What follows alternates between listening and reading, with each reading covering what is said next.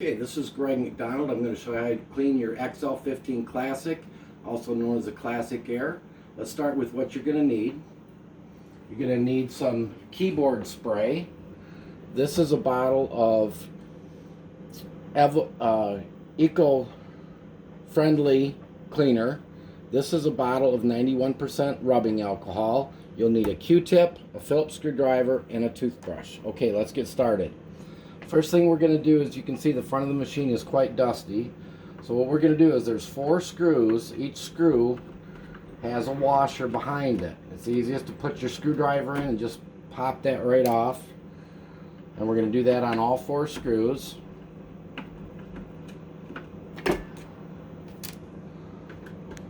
Now these rubber bushings may stick to the backing. If they do, just get them off and they'll go back into the grill.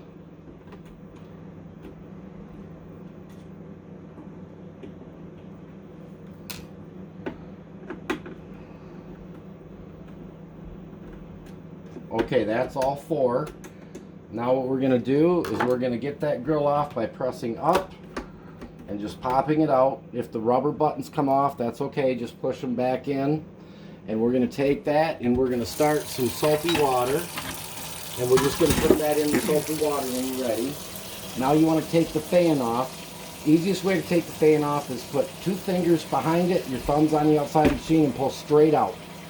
That too will go in the dishwasher. As you notice, there are some knobs on the front. If it's very dirty, just pull those knobs straight off.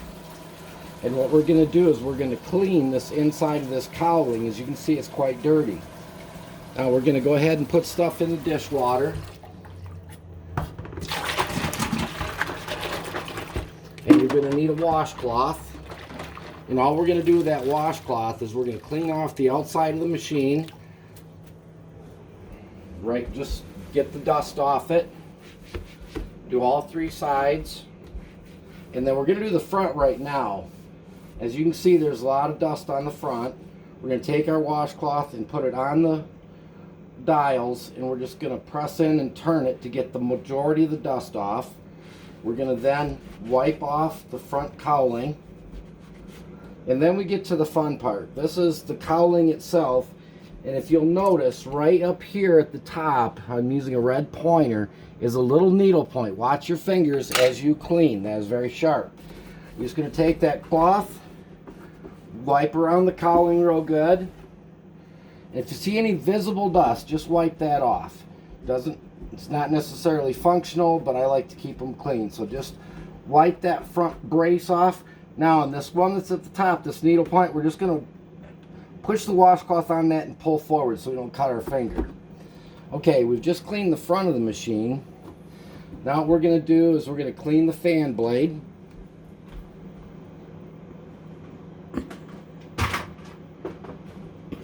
Pause it. Okay, now we're going to clean off the fan blade and the grill. And we're going to do that because it was pretty soiled. We're going to use a paintbrush and just make sure you get each fan blade individually. Then we're going to go between the fan blades. Then we're going to do the back of the fan blades. And right in the circle. We'll set that in to be rinsed. The grill, we're just going to go ahead and run the toothbrush over that. If it's clean, you don't need to do that. But if it's collected any dust, you can do that. Then what we're going to do is we're just going to rinse those off real good.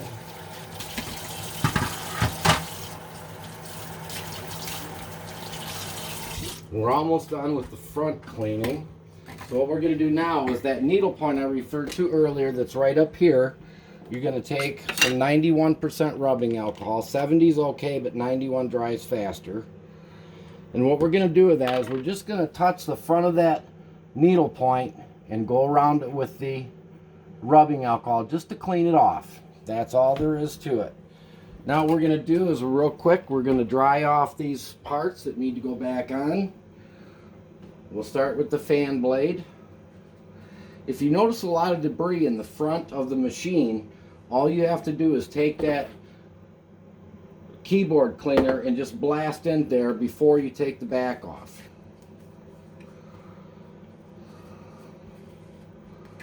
Okay, we've got the fan blade clean. Now what we're going to do is we're going to center that on the stud that goes into the motor, and we're going to push in with our thumb until we feel it touch our thumb and give it a spin to make sure there's no clicking. If we put the grill on the front and there's clicking, then we need to move the fan back. If you get clicking when the fan's in there before the grill, you're just going to pull this back out just a little bit. If your fan blade comes off hard, what you can do is put just a light coat of cooking oil on that stud that it slides onto. Okay, now we're going to put this back in place, the grill. And we're just going to put all 4 Phillips screws back in. Now what you want to do is, you see I'm finger tightening that. Just finger tight it till it's snug. All the screws should go in very easily. If they're not going easily, then you've got them misaligned. You need to back them back out.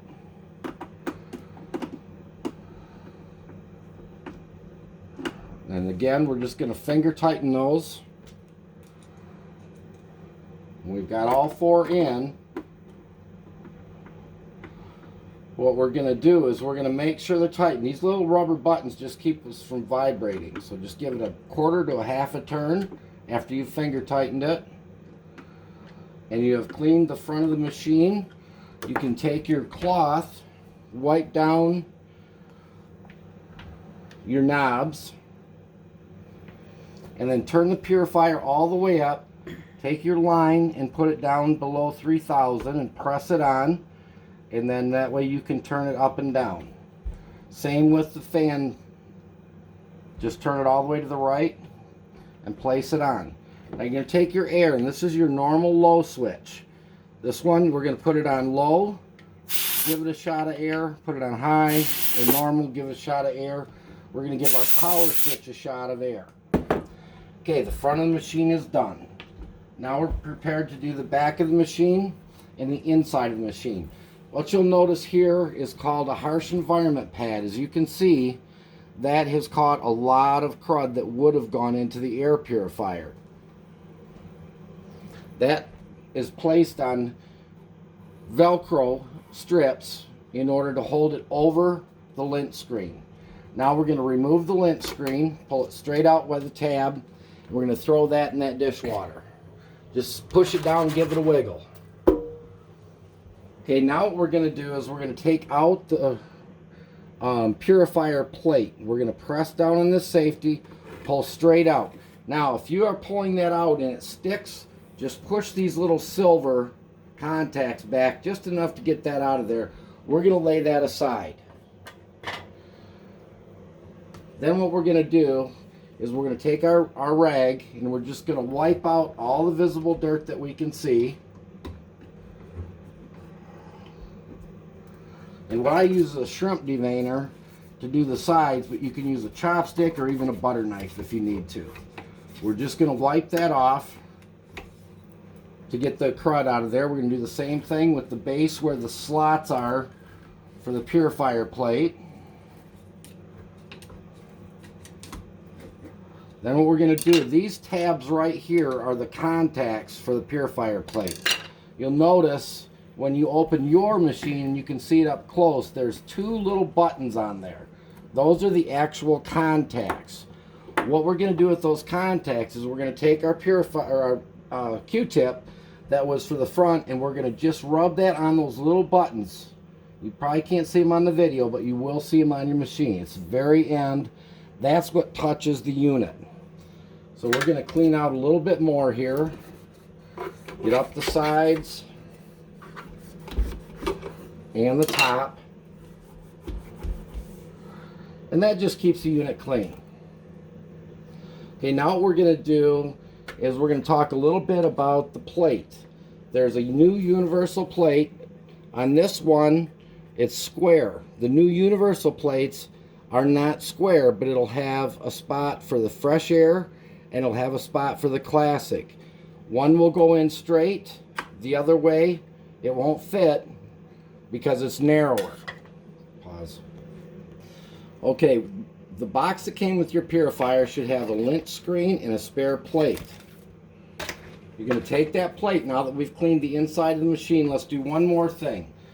You'll notice there are slots on the bottom of the unit. There are 4 slots, and there's a gap here and a gap here. What we're going to do is we're going to take our air spray, we're just going to zap that. And the reason we do this is if the filter gets clogged up at all, then what's going to happen is there won't be enough air going to the motherboard in the purifier. So we want to make sure those are always clean. Now what we're going to do is we're going to take our spare plate. All units come with a spare plate. We're going to look at the arrows, put it in the proper way. Make sure that it goes in the groove at the top and the groove at the bottom. You're going to have to press this safety down in order to get that in there. Just slide it in gently until that safety pops back up, and it'll be right up against it. Okay, now we're going to replace the lint screen. The lint screen is not a filter. It's only designed to keep large dust and so forth out of the unit. If you do not have an extra lint screen, they're available for $25 and plus shipping. And just, it's nice to have a spare, because then you can take your unit and just like this, we're back in business. Okay, on the other lint screen, what we're going to do is we're just going to take that lint screen, get it out of the soapy water, and we're going to rinse it real good. Once it's rinsed real well, we want to put that in a dish drainer. And I'm just going to set it in there, but we're going to put it in a dish drainer and let that dry overnight.